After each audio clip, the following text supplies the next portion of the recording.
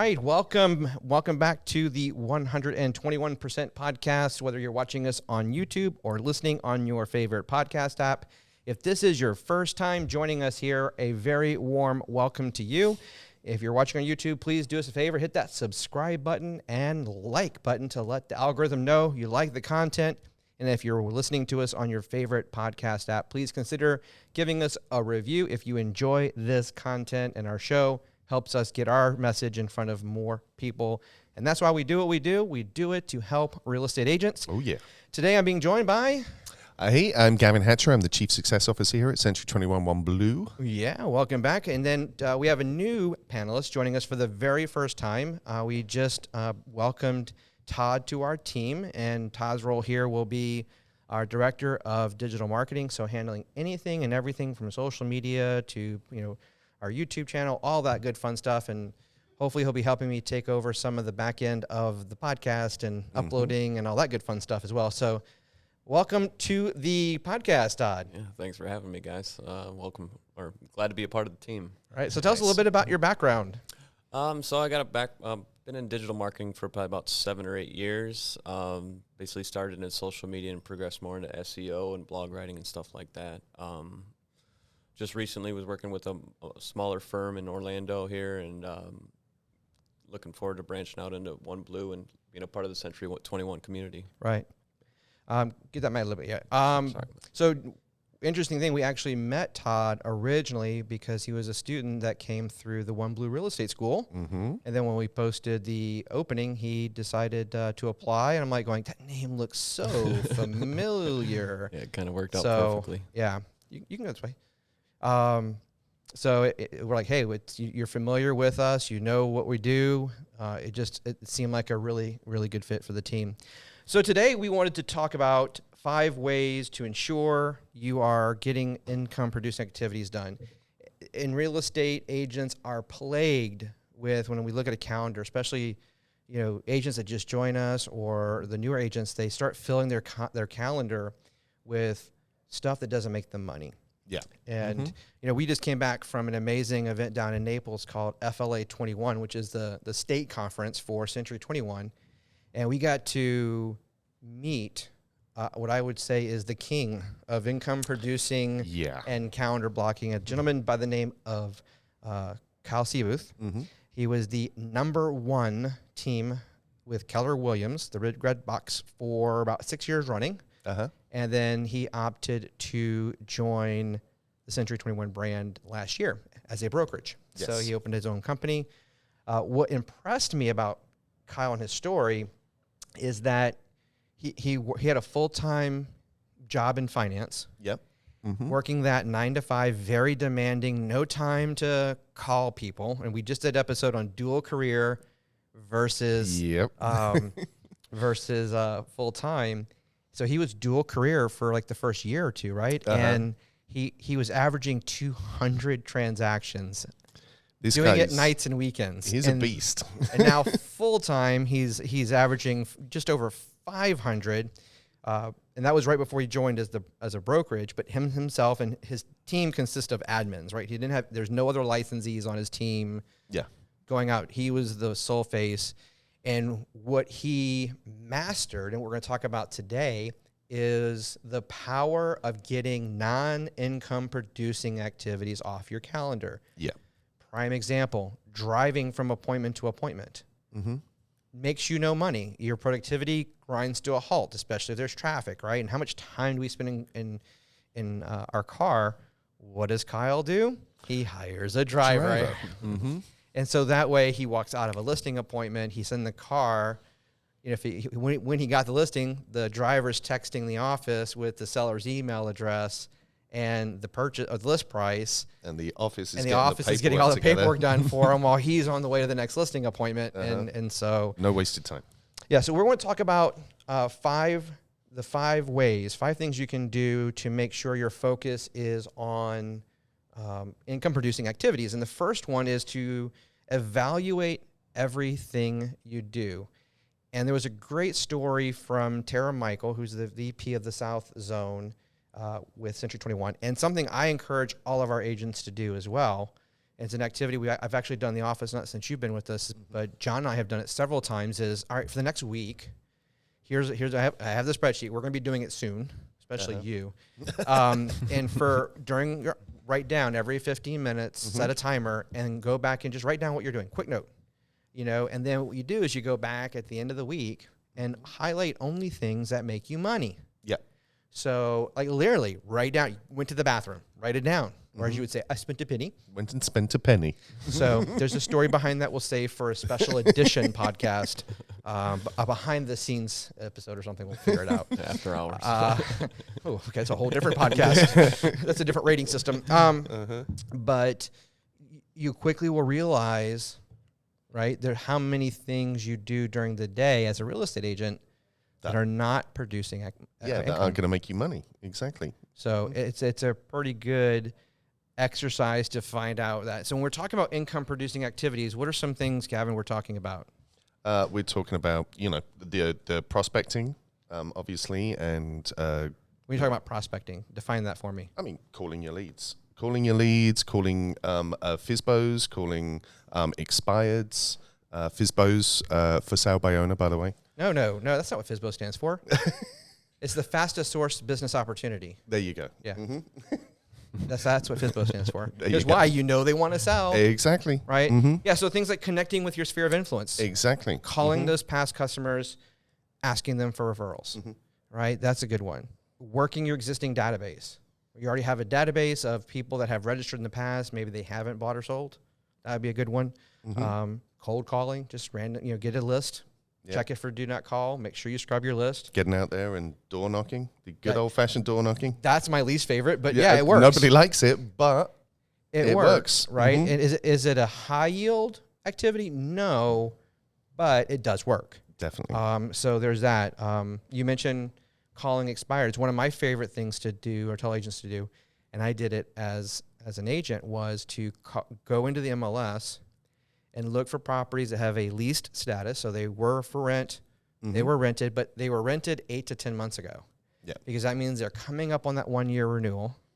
And depending on appreciation, and it works especially well in this market, right? Because there's some good appreciation and maybe the owner wants to cash out. Exactly. So get a hold, and don't email the property, go to the property records, get a hold of the actual owner of the property. And message them, email them, send them a letter in the mail. What other things any other ideas? Oh, wow. I mean, number one thing, the pet peeve in this business, answer your phone. Oh my God.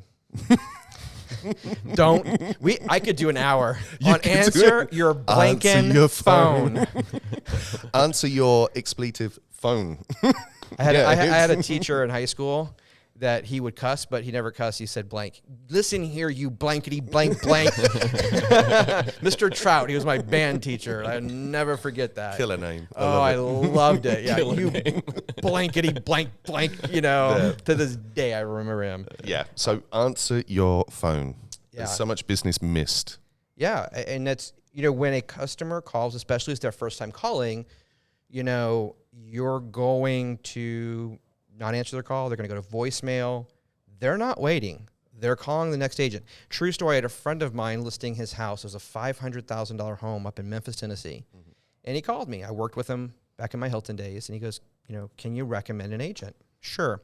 Let me do some research. Let me find out who the top agents are. So I went into the system and I started calling. And I'm embarrassed to say it.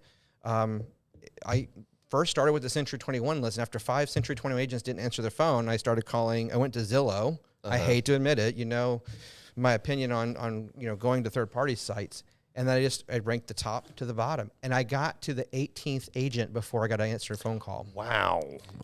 Right? 18. So 17 agents on that list did not answer my phone call. Wow. And here was I'm giving you go talk to him, and you've got the listing. He has to move. This isn't, I'm thinking about selling. I'm moving to Orlando, and I want to sell. I need to sell. And it was a gorgeous home. Like if I wanted to move to Memphis, I'd have bought it because I loved his house. I was so sad. Easy sale. Easy. Meticulously landscaped, meticulously clean, like corner lot up on a hill. Like it was just. So you're gifting. Yeah. And it just surprised me. Now, here's an example of I called one. I got voicemail. What did I do? I hung up and called the next one. So several called me back a couple hours later, and I'm like, too late. I've already done the referral. Yeah. So answer your damn phones. Mm-hmm. It's such a novel concept, but this is a relationship business. Answer your blankety blank phones. Blanking phones. Right? So there's one. Attending network events. Mm-hmm.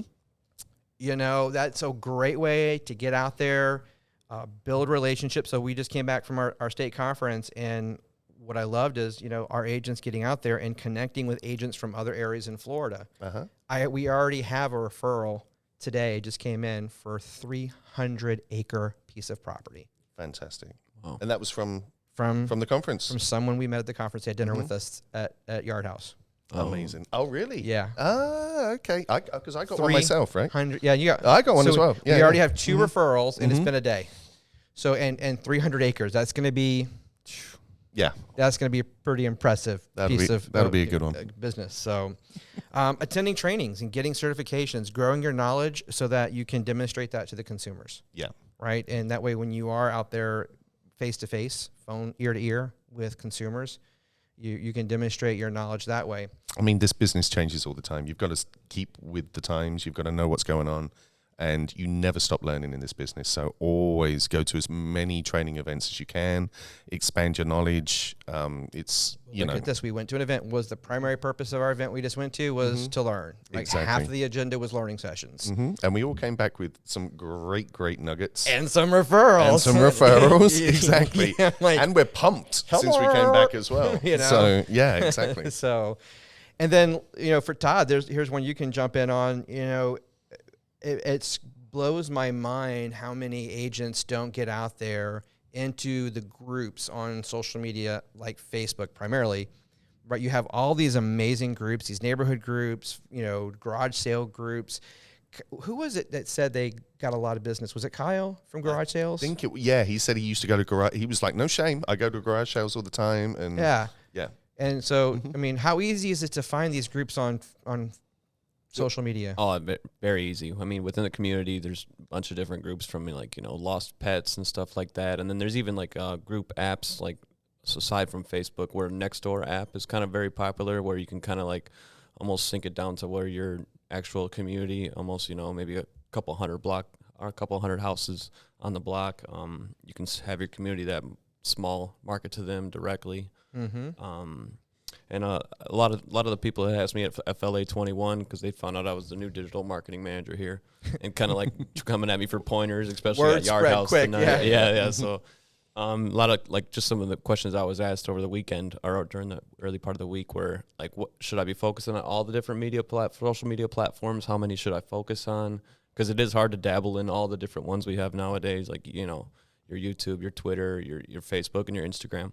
I TikTok, told them, you don't stop. TikTok, it's the big one now, yeah. And like, you know, there's maybe these people, realtors that have been in the industry for 20 or 30 years, and let alone Facebook is a lot to them, and then Instagram, and then you can't drop a TikTok on or TikTok. You can't expect them to post regularly on TikTok. So I told them just maybe focus on 1 or 2 and just make sure you're solidified on that, your image is clean on that, you're posting consistently. You're attentive in those groups. I mean, you know, I like that, attentive. Yeah, attentive in the groups. What do you mean by that? Just like commenting on, you know, become a part of the community. People look at social media and they just like, I look at social media kind of like you're standing on top of a mountain and you just keep yelling stuff out. And you got to kind of look back and kind of look down and start asking questions to the people that you're talking to too, you know, and kind of like comment on their post instead of always giving information, try and, you know, put yourself in their shoes. Like, you know, if they post I guess it's hard, you know, cat video or whatever, just, you know, just like it, find comment. like it, comment, find, you know, different ways to like engage your customers who, you know, just show them your personality a little bit more, I guess. And don't get in there and go, me, use me, use me. I just shared a post the other day about inclusion, right? That Starbucks with the hearing impaired guest. It's right at 100 likes. It's got like 20 shares. It's got a lot of, so it's got a lot of traction. And it actually, there was a gentleman who is a CNN legal analyst, like a very well-known attorney. who shared it. I'm like going, oh, damn. Okay. I was blown away. I'm like, oh, whoa, you know? So you never know, but just, you know, stuff that you're passionate about. So I'm very big on diversity inclusion. So that post resonated. So I shared it. And now look, I didn't create the dang thing. And getting your face out there on social media, it's free. And also, I mean, obviously, in the same vein, you've got to be careful what you post as well. You know, at the end of the day, you don't want to exclude people. You know, obviously. Kyle talked about that. Yeah. I loved how he said it. I don't post my personal life because first and foremost, it's none of your business. No, and exactly. He doesn't want people knowing his personal life. I like cracked up. Exactly. It's none of your he's from Rhode Island. So he's got that Rhode Island accent. I just love. I have a good friend of mine. Oh, and Boston as well, right? Yeah. So yeah. Yeah, it's got that. Yeah, that's kind of funny. So yeah, I mean, so there are some things there that, you know, engaging in those groups, engaging in Nextdoor, and getting out there and becoming a thought leader is what I like to say. Be authentic and be genuine, and stop selling yourself. When they see you're with a real estate company, you know what they know you do. I don't need to tell you. So if you become a meaningful part of their life, they're going to think of you. And the whole goal is if I mention to you Green Gecko, what company am I talking about?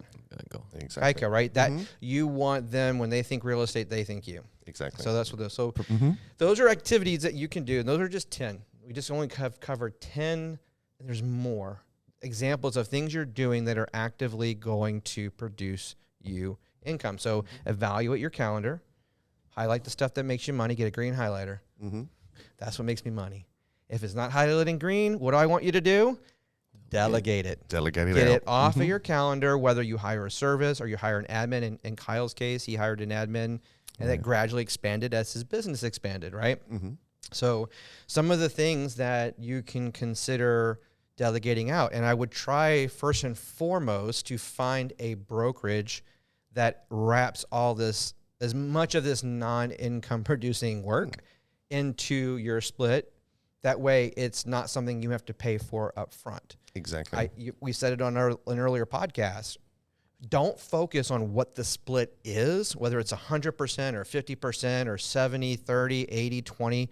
Stop focusing on that and focus on, for whatever you're paying, what is the value that I'm getting for that? Go with who gives you the most. Gives you the most value for your dollar. Exactly. Right? So, you know, I'm a big believer in that, right? And then you can focus on the things that you're actually good at. I mean, realistically, there's not many of us that like paperwork, right? Right. And so transaction management. Exactly. Transaction management. Make sure you've got a transaction manager to take care of those things for you, so you can focus on the relationships and the things that you're good at, the reason you got into the business. You get under contract, hand it off to the transaction manager, right? And let them handle it from there on, and you go focus on the next thing. Listing maintenance. You get a new listing, right? Coordinating the photography, coordinating getting the sign installed, all that stuff, right? And then sending the seller an update email. I mean, every week with the views, or what in this case, it's one day and it's gone. But like, exactly.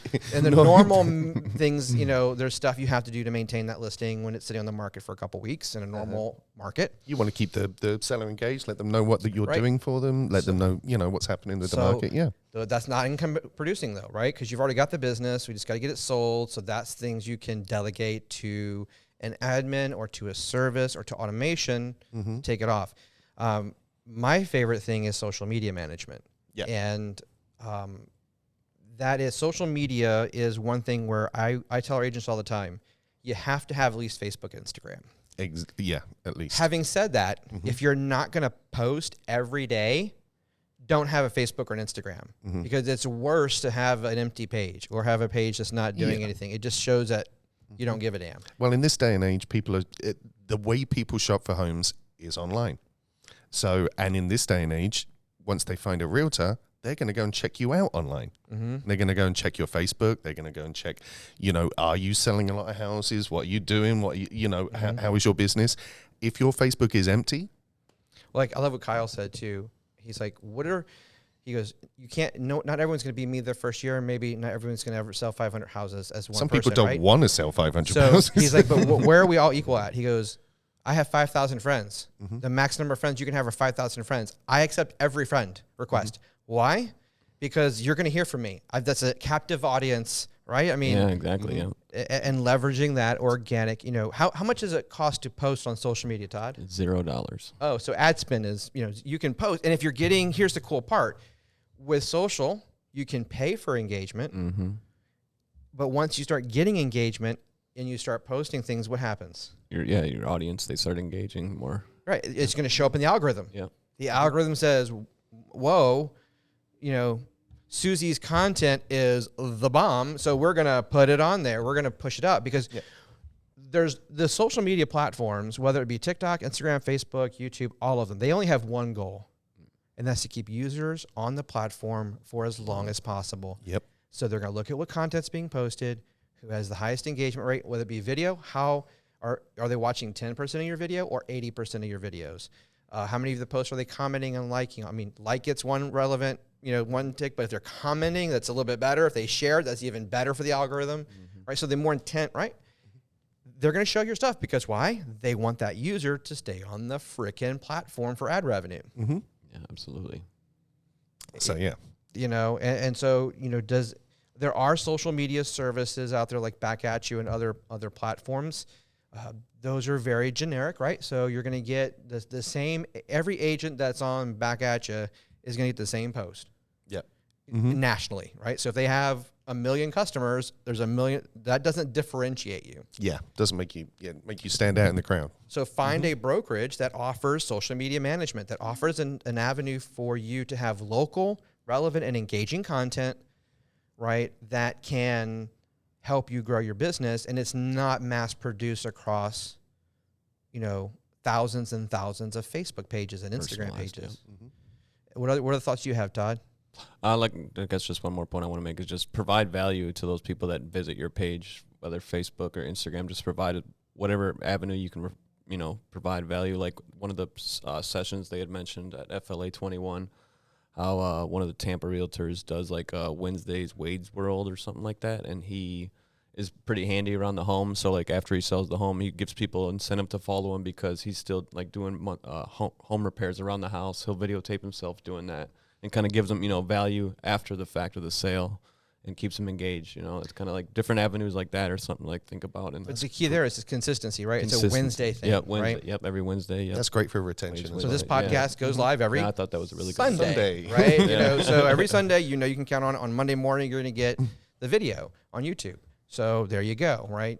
Our mentor, our Mindset Mondays, our Tuesday, this versus that, right? So we are doing the same thing. We want to build that content out on a more regular basis. And consistency. Because some people expect it, right? And add value, don't sell. Like for the school, we do the this versus that, comparing two similar terms. Yeah, it's really informative, yeah. Right? Exactly. It's stuff that's going to help our audience because the school's audience are people who are learning to expand, or wanting to either get their license or expand their real estate knowledge. That's what we're doing. We're not saying, hey, come book a class with us. We're saying, here's some free information. Have fun. Yeah. We have math tutorial videos, right? Yep. That's not saying, hey, come book a class. It's, hey, here's how to do a math formula for the state exam. Yeah. Giving them something of value. I love, I had an appraiser who'd been doing this for 30 years, like on how to, I forget what it was, like something so simple. I was blown away that he's like, I've been doing it the long way for 30 years. I'm like, holy blankety blank, right? Like, whoa. So there are some things, right? Looking at that calendar, getting all that off of your plate is really important. The third thing is to leverage technology to scale efficiently. You as a human being, we talked about this in the podcast about my start in the business. Yep. When I first got started, everything was manual. Everything was disconnected.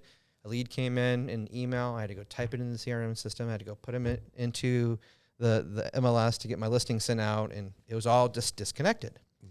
Finding an end-to-end solution like a BoomTown, like we use, where your website, your CRM, your IDX, everything is all interconnected. And when it's done like that and you have the power of automation and artificial intelligence to send out listing alerts, to send out, drip campaigns, so they're getting text messages or emails, or scheduling you to call them on a regular basis based on their behaviors, then you can pump in a lot more leads and let the system do the work of the basic follow-up and bubble up the leads that need to be called now. Yeah. Exactly. And BoomTown has a great way to tell you who to call now. If you don't know who to call right now, just log into BoomTown and click on the little button that says now. And they're just all there, right? It's just, we can't make it more. And then it tells you they're on the site right now. They've calculated a mortgage. They favorited this property. They've viewed it at 7 locations and 18 times. They've looked at it 5 times in the last 24 hours. You might want to give them a call. But yeah, you have them marked as they don't want to buy for a year. Yeah. I call blank. Something changed. And that's what the system's good I at. don't think they changed. I think they told you a story. Exactly. You know, and that story was, I don't want to talk to you right now. Don't sell me right now. I'm still... I'll get there when I'm ready. I'm not ready to marry you. I just want to date still. Exactly. Right? And we want them to marry us, and we want them to be a sugar mama or sugar daddy on that first phone call, right? Ain't going to happen. So that's what happened. So leveraging that technology to scale up. Yeah. You know, we talked about from listing, being able to, we have a system called the Golden Ruler where we set up when we get a brand new listing, and every single Wednesday, the system automatically sends a seller a detailed report letting them know what platforms, whether it be Zillow, Realtor.com, all the top sites, Century21.com. Century21, yep. I know how many views has it had, how many leads were, Also tells you where they're coming from, right? Where they're coming from, where in the country all these views are coming from. By city and by state, and gives you, so the seller's like, whoa, this took a lot of time to prepare because it's very detailed, very visual, right? So it's very easy to consume it, but it looks like a lot of work went into it. And in reality, we went email, save. Yeah. Oh, I'm sorry, email, weekly, save. That's it. Set it and forget it, So, and then it just works for you. Yeah. The e-alerts going out, it just happens for you. The smart trips, it just happens for you. So lots of ways that you can leverage technology to engage those consumers. The last one is my biggest pet peeve. Well, my second biggest pet peeve. My biggest one's being on time. My second one, though time related, is time blocking. Yes. Tell us what time blocking is, Gavin. Time blocking. Obviously, time blocking is scheduling your day to certain activities. So you're going to have a block of time for each activity and just for that activity. So you're not going to do anything else in that time. We talked about that in a previous podcast where your old coach got you with the gotcha phone call. But yeah, so what you bring that up, huh? Sorry. Now I got to go to counseling again. So yeah, you're literally gonna. It's the best way to stay to keep your productivity up there. Easy for you to say. I know. So obviously you're gonna split your day into time blocks, and you're gonna assign each time block for a certain activity, just that activity, nothing else, and you're gonna focus. So if the phone rings, you're not gonna pick it up. Yeah. So if you're time blocked for dialing, yeah, and a phone call comes in, no, you don't answer. You're actually dialing you have a time block for checking emails and voicemails and returning calls. Yes. That's blocked. It's blocked in. You get to that when you get to that. Working on your social media, there's a time block for that. There's a time block for going to networking events. There's a time block for learning. There's a time block for lunch. There's a time block for going, whatever it is. Clearly, this is not me, but the gym, right? If you go to the gym in the morning, block from the moment you wake up to the moment you go to bed, block your calendar. Yeah. If from 7 o'clock on, that's family time, block it. If something jumps in there that is like super, super important, then it better be earth-shattering. It better be earth-shattering, but you can move stuff around. Exactly. It's just okay, I had to do that there. I'm going to move that time block over here. And that should happen very, very little, right? Because you want to, part of time blocking is getting you into that habit. And into a routine of, yeah, exactly. So yes, there's going to be, and you block time. So again, we actually have a time blocking example, a sample 4-week plan for our agents. And in the afternoon, we have it go on showings, listing appointments, right? And so, if you don't have any that day, you should talk to us. But if you don't have any, what the heck is wrong with you? Yeah, I know. Then you fill that in with prospecting. Uh-huh.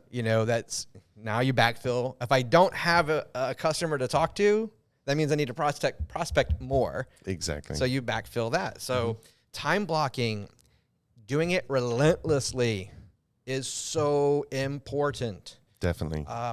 If it's don't do lists. Don't put a list. Today I need to do 1, 2, 3, 4, 5. Like a to-do list. Exactly. Because then stuff gets on your calendar, gets in the way. If you have that time blocked, block it. And if you're calling and you say you're running an office or using an office at your brokerage or you're at home and you have family around, put a note on the door, do not enter, prospecting, close the door. Yeah. Mm-hmm. Right? So that way people know, leave you the blank alone. Yeah. Right? So Been so many blanks in this podcast. That way I don't have to blank alone. Last time I had to check the little box. I don't want to check that little explicit box. Got you. You know, so that way we can get more distribution. Mm-hmm. I'm not sure if it affects it or not, you know, but hey, we'll figure it out. How are you? I figured it couldn't hurt. And so the last thing you can do to make sure your focus is on income producing activities, number 5 item, is going to be to track your productivity. Mm-hmm. So every day, track it. So what do we mean by that, Gavin? Well, you can look back on your time blocking. You can look and check how much productivity you've done. Obviously, how more many, specific, right? I mean, outgoing phone calls, prospecting. What did you do today? How many people did you strike up a conversation with today? How many events did you go to? How many people did you network with? How many social media posts did you put out? Mm-hmm. It's your productivity. So you'll learn quickly. Hopefully, your brokerage has this data. Mm-hmm. But what you'll quickly learn is, in order to get one closing, if I work backwards, that means I have to have X number of buyer consult or listing presentations, which means I have to have so many conversations, which means I need to have so many dials. Mm-hmm. So there's a scientific formula to that. So then, okay, now if I want to have this year, I want to sell 50 properties, I can work backwards from that to know how many dials I need to do for the year. Mm-hmm. That I divide that by 12, and I divide that by 20. And that tells me for a working day how many dials I need to do, how many conversations I need to have from those dials, how many listing appointments or buyer consults need to be scheduled from that, and that gets me to my number. Mm-hmm. So it's so important. We actually have a sheet we got for our agents. It's a 2-sided form where they can kind of, because we want them to close distractions down. Yeah. Right. So when you're prospecting, you don't want Facebook, close it down, put your phone on D&D, close out the apps, right, and focus. And that way we have how many calls they should do. And if they called it, for call 1, they do a strike through if there wasn't an answer. If they talk to them, then we have them shaded in. I think so it's, and at the end of the day, you go back to your sheet, you can track that and save that. And then log it into your accountability form. We have a productivity tracker we use that our agents can go on and submit. And then every week they meet with their productivity coach to say, all right, our goal is we want you to get 1% better, right? Every week. As soon as you're climbing. Mm-hmm. So, and then we know that if they do everything on that productivity tracker, if they complete every one of those tasks, they should sell between 50 and 60 properties in a year. Mm-hmm. But inevitably they fight us. Yes. Because what do we know? Mm-hmm. That's agents everywhere. I mean, we were just with a bunch of brokers. We're like, oh, yeah, they don't listen. Yeah, we tell them what to do. But I was listening to Kyle Whistle last night on his podcast. If you haven't checked out the Whistle Way Real Estate, it's awesome. Mm-hmm. And they're a competitor of ours, but I'll give them a shout out. Oh, they're cool. It was funny. He's like, they have a database manager. Mm-hmm. And he's like, if you're expecting your agents to actually like put all the notes and follow up like in your CRM system and then go back into the Zillow, Flex, or into Ojo or into OpCity and record that, you're just being unrealistic. They're not going to do it. So just give up, So, and it's true, right? Again, that's not an income activity. So it's okay. Yep. So he hired someone to do all that for him. So we have different things for our agents. We're hiring a full-time trainer, productivity coach. We have we have social media, we have videography, we have photography, all on staff. Exactly. So, and because our goal, and my goal has always been since the very beginning, was what were the things I was doing that didn't make me money? I mean, there's a reason why I made $750,000 in 2 years. Exactly. It's because I had someone on staff. I hired someone to say, I want you, John, to do all the stuff that doesn't make me money, and I'm going to go out and show properties and do listing appointments. Mm-hmm. Exactly. And then we leverage technology. And that's always been our mantra. Like, as much as we can, let's leverage technology. Let's make sure everything's talking to each other. Let's leverage the technology. Let's make this as easy as possible. Mm-hmm. Mm-hmm. So those are our 5 things. Evaluate everything you do. Number 2, delegate those non-income producing activities to someone else. Leverage technology to scale up. Time block your calendar. And then at the very end of it, track the productivity. You cannot measure if you don't track. And then at the end of the year, you can sit down with your productivity coach or with your broker, and if you've retract everything, we can go back and see, all right, did you hit your goal, yes or no? No, let's work backwards. Where was the breakdown at? Exactly. And obviously, hopefully, at that point, our agents would know week by week they're not going to hit their goals or not, right? Step it up, suck it up, Buttercup, and just post. Just do it. Like tell them, post on Facebook every day. Last week you only did one post. What's up? Well, we make this very easy for our agents as well, I've got to say. We can, it's ridiculous. You can lead a horse to water, but you can't make him drink. Is that a British thing too? Possibly. Yeah, I don't it sounds like it should be. Why? Because it's clever. Well, there you go. That you said it, I didn't. No, what you were thinking. That wasn't my opinion. That was what was going on in the brain of Gav. Whatever. The Gav brain. So, but yeah, so it's what can you do? And it frustrates me so much when I see agents who have amazing potential. Yeah. And their focus is not where it needs to be. It's all over the board, and yet they won't listen. Yeah. If you do the activities, good things will happen. I quote him a lot, Mike Ferry, real estate is simple, but it's not easy. Exactly. Because you actually, got to work. It's not, I just blinked on the show, HGTV, House Hunters. It's not 3 showings and a closing and you're done. No. People, they've already bought the house before the camera crew shows up. Exactly. Okay? They're just filming afterwards, people. It is fiction. And they probably looked at 60 houses to pick the one. So, and had 20 offers rejected in the interim, right? Exactly. And then they sign. Trust me, there's not cameramen hiding in people's bathrooms and closets for a couple to walk in and be on a TV show, right? That's just not natural. Got to think that one through. It's hard work. And you're also helping people with the largest financial investment of their lives. It's a big deal. It's a huge responsibility. Yeah. So lots of good stuff there. So, Todd, you've been a little quiet for your first one, which we understand. We'll let him be quiet on the first one. It's only his second day in the office. And I know, throwing him straight to a podcast. 10 minutes before, I'm like, hey, want to do a podcast with us? Because Daniel's out. Unfortunately, Daniel's out sick today, so he wasn't able to join us. I'm like, hey, here's the show notes that we want to talk about. Come on, join us. But we get you introduced to the audience. Yeah, and absolutely. So, excellent. Any closing thoughts from you, Mr. Gav? Pick up your blanking phone. We're going to get it printed on the wall. Pick up the blanking phone. Exactly. No, there's been some great nuggets this morning, and obviously we've just come back pumped up from FLA 21 as well. So we are ready to defy mediocrity. We're ready to give it 121%. Exactly. All the buzzwords, right? So, there's some great nuggets in there, but that's the thing. If you do the activities, if you do the things you've got to do, you'll become successful. You just got to do them. Just do the blanking activities. Simple as that. For sure. What about you, Todd? I guess basically just my takeaway is focus on what you're good at and what you're not good at, delegate. Basically, that's kind of basically. And not just what you're good at, but also what doesn't make you money. Yeah, exactly. Yeah, and if you're if you're a new agent out there and you're looking for a new brokerage, look for a brokerage that gives you those things. And look for someone to take those things off your plate so you can get out there and do the things you're good at, which is building relationships. Get someone else to do the boring paperwork stuff and everything like that you don't want to do. And I would say is, I'd take a little bit step further from what Todd said is there may be things you enjoy doing, but you should not be doing. So always evaluate that balance, right? Because you should only be doing things that make you money. And if the things that you should be doing that make you money aren't things you enjoy, maybe this might not be for you. Exactly. Well, or not maybe in the long term. go join a team and do that activity if they have the need, and let someone else do the other part of the activity, right? There you go.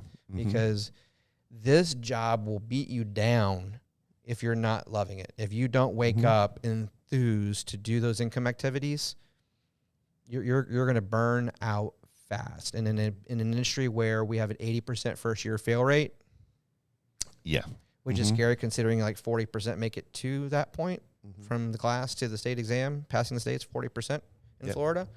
And then of those 40%, 80% of those fail. Whoa. That's crazy. Not our agents, though. Not our agents. Yeah. Exactly. Not relentless agents. So, All right. Well, thank you so much once again, everyone, for joining us here on the 121% podcast. If you enjoyed today's show, as I said at the top, please do us a favor on your podcast app. Leave us a review. If you're on YouTube watching this, please consider subscribing and then mashing that like button. You're not giving it 121% if you don't mash the like button. I'm just putting it out there. So if you're just average, only average people don't push the like button. The extraordinary people, the 121 percenters, they mash that like button. But thank you so much for joining us today. It's an honor and privilege to have you as our audience. No matter what you're doing, go out there every day, defy mediocrity, deliver those extraordinary experiences, and give each and every day 121%. Thank you for watching.